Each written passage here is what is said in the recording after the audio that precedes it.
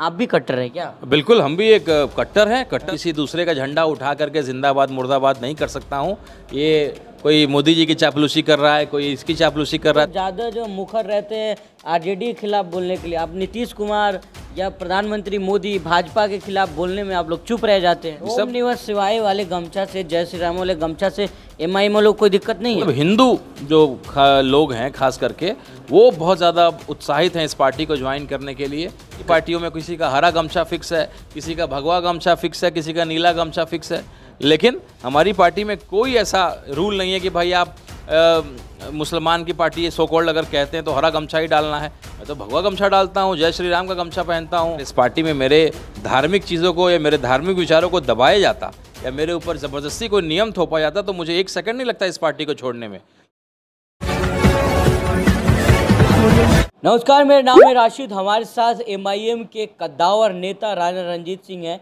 इनसे जुड़ेंगे, चर्चा कर लेंगे। जिस तरह से जो है एमआईएम पे तमाम आरोप लगाए जाते हैं कि मुसलमानों के और कट्टर जो लोग, जो कट्टर सोच के लोग होते हैं वही एमआईएम ज्वाइन करते हैं।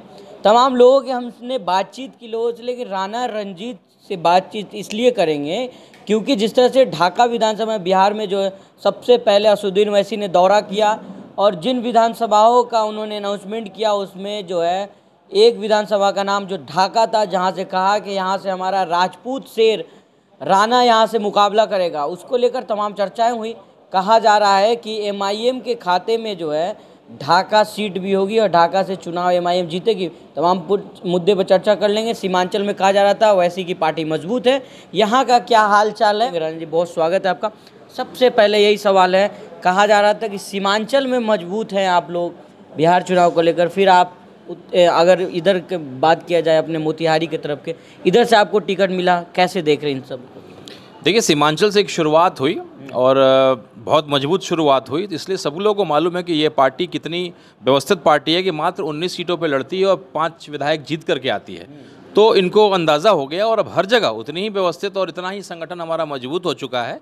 और चूँकि हमारी धरती जो है खास करके राजनीतिक धरती रही है, लोकतंत्र की धरती रही है। महात्मा गांधी सबसे पहले उन्होंने चंपारण को चुना। अपने क्रांति का आगाज़ जो है नील की खेती के अंग्रेज़ों के खिलाफ पहला आंदोलन उन्होंने चंपारण को ही चुना, चूँकि वहाँ के लोग बड़ा जागरूक पहले भी थे और गांधी जी के बाद और हो गए।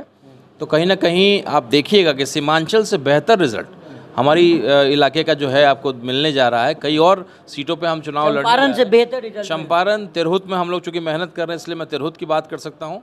तिरहुत में 48 विधानसभा सीटें हैं, जिसमें से हम लोग 10 सीटों पे लड़ने का मन बना रहे हैं, 10 से 12 सीटों पे। और जहाँ संगठन हमारा बूथ लेवल तक लगभग तैयार हो गया है, जिन भी जगह पे हम लड़ना चाहते हैं, और कई और नए प्रत्याशी लगातार हम लोगों से, चूँकि ओवैसी साहब का जो स्टैंड रहा पाकिस्तान वाले मुद्दे पे, उसके बाद अब हिंदू जो लोग हैं खास करके वो बहुत ज़्यादा उत्साहित हैं इस पार्टी को ज्वाइन करने के लिए। कई ऐसे मेरे भाई से भी मेरी बात हो रही थी, लोजपा के बड़े पदाधिकारी हैं, वो कह रहे हैं कि नहीं भाई, हम लोग दलित समाज से, और हमें लग रहा है कि मुस्लिम दलित और साथ में एक फॉरवर्ड का जो है अगर उसमें मिल गया तो एक बेहतरीन जो है खाना बनेगा, एक स्वादिष्ट भोजन बनेगा और एक जन कल्याण का काम होगा। कहीं ना कहीं लंबे समय से बिहार में ओबीसी जो है मुख्यमंत्री रहे हैं, तो चीज़ें बदलती रहनी चाहिए। लोकतंत्र की खूबसूरती यही है। तो एक नया समीकरण हो जिसमें या तो दलित सीएम बने, मुस्लिम बने या कोई फॉरवर्ड सीएम बने, उस दिशा में पब्लिक देख रही है और एक नया समीकरण के दिशा में हम लोग जा रहे हैं। तो कई फॉरवर्ड समाज के, बैकवर्ड समाज के, दलित समाज के लोग हमारी पार्टी को ज्वाइन कर रहे हैं लगातार। लेकिन सवाल तो ये है, बड़ा सवाल, कि तमाम बहुत सारी पार्टियां बिहार में, आपको एमआईएम में क्यों दिखाई दिया? कहा जा रहा तमाम इस पे स्टंप लगाए गए हैं कि भाई ये तो सेकुलरों की पार्टी है नहीं, यहाँ सारे जो है कट्टर लोग ज्वाइन करते हैं। आप भी कट्टर हैं क्या? बिल्कुल, हम भी एक कट्टर हैं, कट्टर हिंदुस्तानी हैं। और मुस्लिम और हिंदू की बात होती तो पाकिस्तान को क्यों हमारे बैरिस्टर असदुद्दीन ओवैसी साहब जिस तरीके से लताड़ा, जिस तरीके से इस्लाम का मतलब पूरे विश्व को समझाया कि आप इस्लाम की बात तो करते हैं लेकिन इस्लाम का एक भी जो कुरानों में जो लिखा हुआ है किताबों में, उसका कोई चीज़ का पालन आप नहीं करते हैं। तो हम लोग कट्टर हिंदुस्तानी हैं, कट्टर देशभक्त हैं और वो संस्कार हम लोग के अंदर। मैं बैरिस्टर साहब जैसे असदुद्दीन ओवैसी साहब जैसे इंटेलेक्चुअल आदमी जो एक एक चीज़ का अध्ययन करके इतने गंभीरता से किसी विषय को रखते हैं, अख्तरुल ईमान साहब जैसे इतने ईमान के पक्के, जिनको करोड़ों का ऑफ़र मिला, मंत्रालय का ऑफ़र मिला आज के सिद्धांत विहीन राजनीति में, तो ऐसे लोगों के सरपरस्ती में मुझे काम करने का मौका मिल रहा है। मैं खुद MBA हूँ, इंजीनियरिंग किया है, मल्टीनेशनल कंपनी में 10 साल काम किया है, तो मैं किसी दूसरे का झंडा उठा करके जिंदाबाद मुर्दाबाद नहीं कर सकता हूँ। ये कोई मोदी जी की चापलूसी कर रहा है, कोई इसकी चापलूसी कर रहा है, तेजस्वी जी की कर रहा है। मुझे गरीबों की लड़ाई को लड़ना है, जो मुद्दे हैं, असल मुद्दे जो गांव के समस्याएं, उसको उठाना है। तो बाकी पार्टियों में क्या होता है, पहले उनको पूछना पड़ता है कि भाई ED CBI का डर है, कहीं ऐसा नहीं कि हम लोग कोई मुद्दा उठा दें और मुद्दा तुल पकड़ ले और हमारे नेता को कहीं ED CBI वाला अरेस्ट ना कर ले। तो हम लोग को एक यहाँ पे स्वतंत्रता मिलता है, हमारी पार्टी हमको फ्री हैंड देती है कि भाई आपको पूछने की ज़रूरत नहीं, किसी गरीब किसी मजलूम की बात आपको उठानी, आप बेझिझक उठाइए। आपको जहाँ हमारा साथ समर्थन चाहिए, विधानसभा में सवाल उठाने की बात हो, मेरी उपस्थिति की बात हो, तो ये ताकत है, ये स्वतंत्रता है।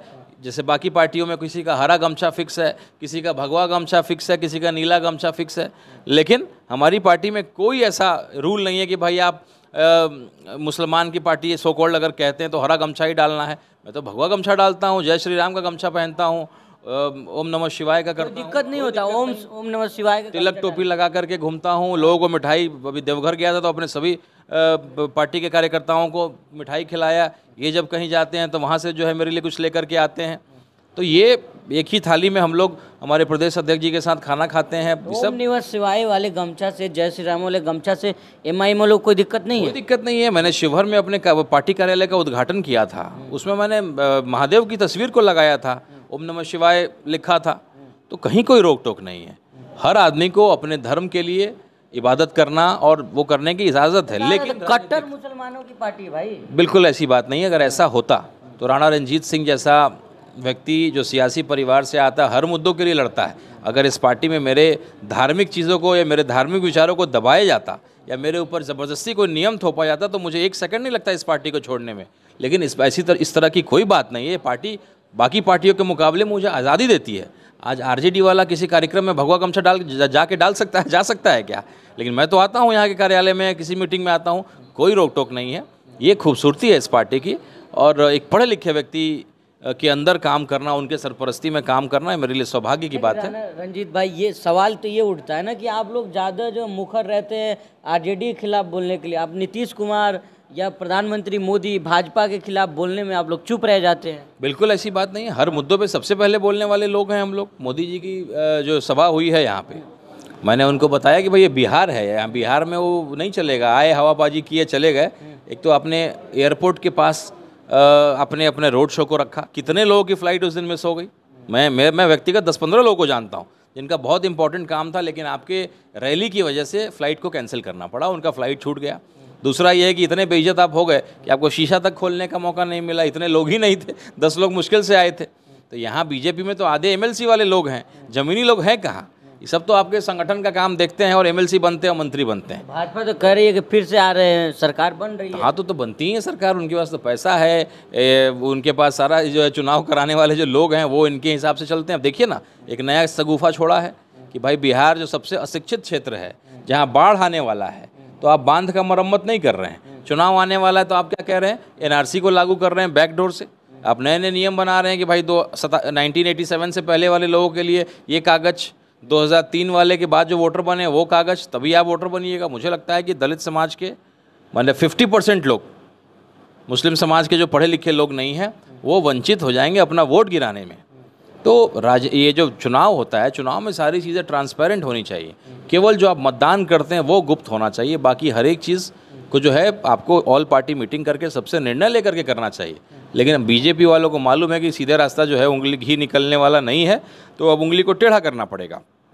तो एक तो बिहार जहाँ 7 फेजेज़ में चुनाव होना चाहिए, कितने ऐसे जो हैं आज भी नक्सल प्रभावित क्षेत्र हैं, तो वहाँ पे आप चाहते हैं कि एक ही फेज़ 2 ही फेज़ में चुनाव को निपटा दिया जाए। क्यों? क्योंकि आपको मालूम है कि अगर 7 फेज़ में चुनाव हुआ तो हमारे डबल इंजन सरकार का पूरा पाट पुर्जा खुल जाएगा और एक एक हमारी नाकामयाबी का जो है एक एक चीज़ सामने आ जाएगा, उजागर हो जाएगा। इसलिए आप चाहते हैं कि चुनाव 1 से 2 फेज़ में ख़त्म हो जाए। लेकिन आपने प्रधानमंत्री का रैली नहीं देखा, कितना भर भर के लोग बस आया हुआ था, तमाम लोग वहाँ पर इकट्ठा हुए थे। तो प्रधानमंत्री जी बाहर निकल के हाथ क्यों नहीं घुमाए? जो हाथ घुमाते हैं, पटना जब वो आए थे तो काहे नहीं हाथ घुमाए ऐसे करके बाहर निकल के? सिवान में तो भीड़ था ना भाई। अब सिवान में तो आंगनवाड़ी की सेविका बेचारी रो रही थी कि जबरदस्ती हम लोग को जो है धमका के डरा करके भेजा जाता है। गोपालगंज के लोग सिवान आ रहे हैं, कहाँ कहाँ के पूरे बिहार के जो कर्मचारी हैं उनको डरा धमका के, छोटे कर्मचारी जो हैं उनको डरा धमका करके आप रैलियों में बुला रहे हैं। तो ये तो सरकारी सिस्टम है, सारा सरकार का पैसा खर्च कर रहे हैं। तो राणा रंजीत MIM ज्वाइन किए हुए हैं और भी लोग हैं, तो क्या अब सेकुलर लोग मानेंगे कि सेकुलर पार्टी है? बिल्कुल, एक शुरुआत हो गई है। अगर हम लोग यहाँ पे इतनी शिद्दत से काम कर रहे हैं और जिस तरह का इस बार रुझान है, अगर एक हिंदू विधायक इस पार्टी से हो जाता है तो आप देखिए ना किस तरीके से जो एक नया समीकरण जिसकी मैं हमेशा बात करता हूँ, जिसमें एक फॉरवर्ड भी सपना देखेगा कि मैं मुख्यमंत्री बनूँ, डिप्टी CM बनूँ, एक मुस्लिम CM डिप्टी CM का सपना देखे, एक दलित भाई हमारा CM डिप्टी CM का सपना देखे। ये जो चल रहा है समीकरण, इसमें तो कभी OBC के अलावा किसी को तो मौका ही नहीं मिल रहा है।